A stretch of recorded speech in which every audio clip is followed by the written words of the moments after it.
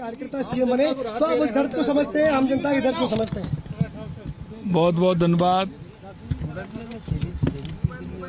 बस जनता के लिए है, जनता को किसी तरह की परेशानी नहीं हो और जनता सर्वोपरि है। हमारी वजह से किसी को परेशानी होती है तो ठीक नहीं होता है। आपकी पूरी कैबिनेट के लिए भी ये नियम होगा सर? सभी मानेंगे भाई सर इसको? मानना चाहिए सभी को। थैंक यू आप निकल गए। देखिए कोर कमेटी की बैठक एक नियमित प्रक्रिया है।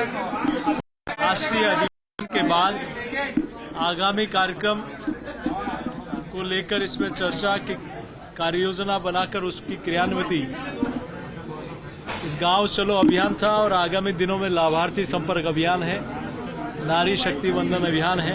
इन सभी कार्यक्रमों की बृहद रूप से रूपरेखा बनी और इनकी इसमें सभी की सहभागिता कैसे हो इसको लेकर चर्चा हुई।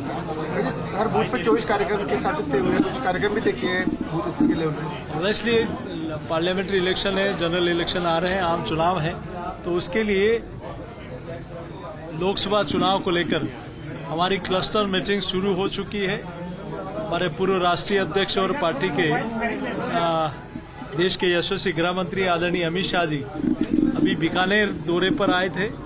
उसमें हमारी 3 लोकसभा की कोर टीम की बैठक और हमारी बूथ प्रबंधन की बैठक के साथ बैठे। उसके बाद उदयपुर में 3 लोकसभा सीटों का बूथ स्तर के ऊपर के कार्यकर्ताओं का एक बड़ा सम्मेलन था। जयपुर में 3 लोकसभा क्षेत्र का एक प्रबुद्ध जन सम्मेलन था। तो ऐसे ही आगामी दिनों में प्रत्येक क्लस्टर में और फिर लोकसभा में आगामी दिनों में कार्यक्रम होंगे, इसकी रूपरेखा बनी है। दावेदारों की भीड़ बहुत उमड़ रही है, क्या कुछ टिकट कटने की आशंका है? देखिए, स्वाभाविक रूप से जहां जीत होती है वहां, और भारतीय जनता पार्टी ही एक ऐसी पार्टी है जहां सामान्य कार्यकर्ता भी अपनी आशा दिखाता है, तो निश्चित रूप से इसमें कोई हर्ज नहीं, दावेदारी कोई करना कोई हर्ज नहीं।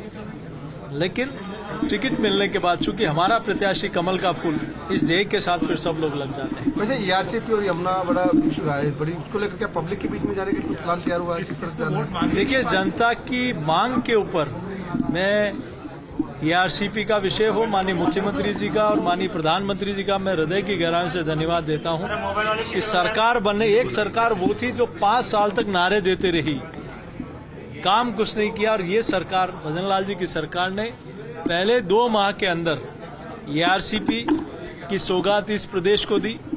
और यमुना जल समझौता में सीकर चूरू झुंझुनू के, तो मैं सोचता हूं कि वो एक तरह से संजीवनी का काम करेगा कि किसी ने कल्पना भी नहीं की थी कि हरियाणा से पानी यहाँ मिलेगा, लेकिन वो काम भी, इसीलिए लोग कहते हैं असंभव को भी संभव कर दे।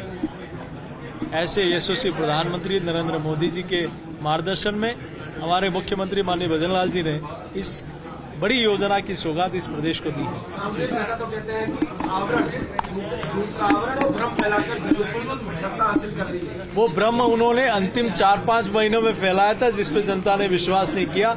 इस सरकार में आते ही इस काम की शुरुआत है। इसका मतलब हमारी जनता ने जो विश्वास जताया है उस पर मोहर लगाई और उस काम को पूरा भी करेंगे। अगली ज्वाइनिंग कब है? बहुत सारे बड़े बड़े दिग्गज आ रहे हैं, बताए कांग्रेस को और बड़े झटके देने की तैयारी आपकी? कांग्रेस खुद ही झटके खा रही है। भाई साहब, एक बाइट और रहेगी।